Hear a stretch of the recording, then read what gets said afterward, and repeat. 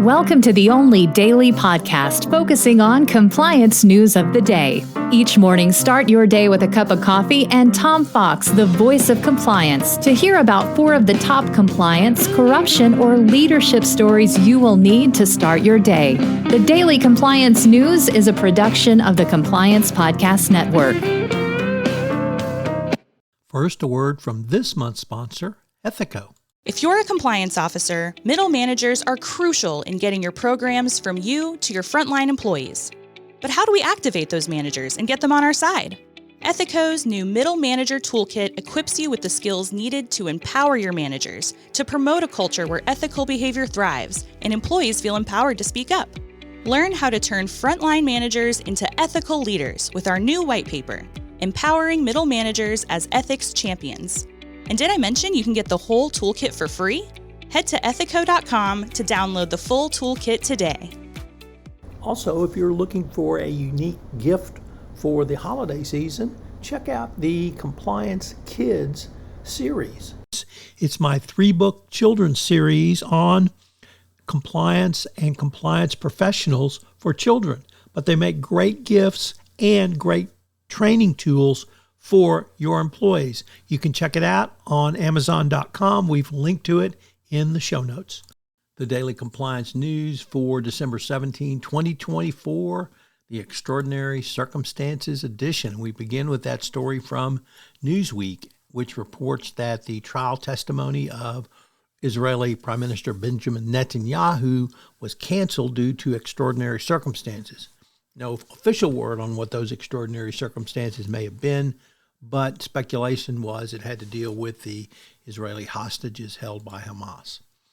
Next up from the Wall Street Journal, Risk and Compliance Journal, Mingi Sun reporting that the National Highway Traffic Safety Administration has finalized rules governing its whistleblowers program, fulfilling a requirement imposed 9 years ago by Congress.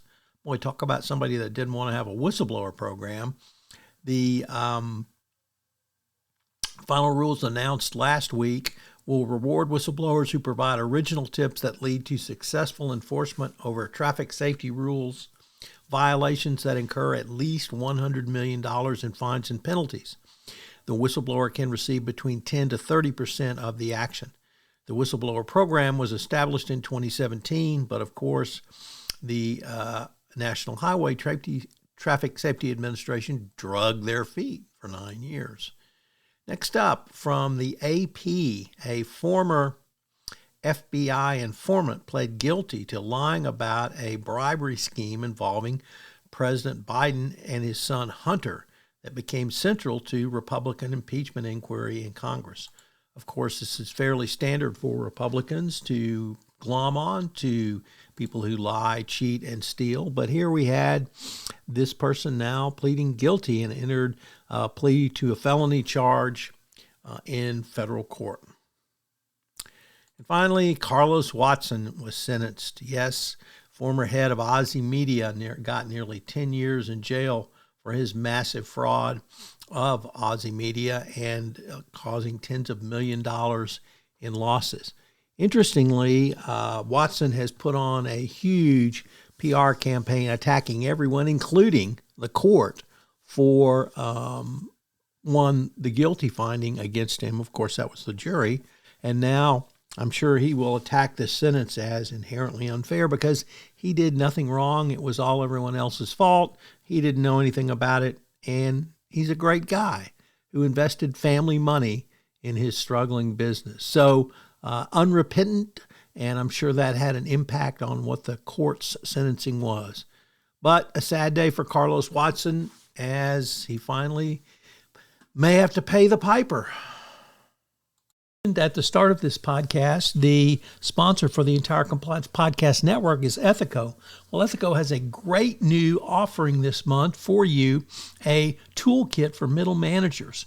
This is something that you, as the compliance professional, can use to move your compliance program forward by giving middle managers the skills necessary to answer a call for speak up or when someone comes in their office and raises a concern.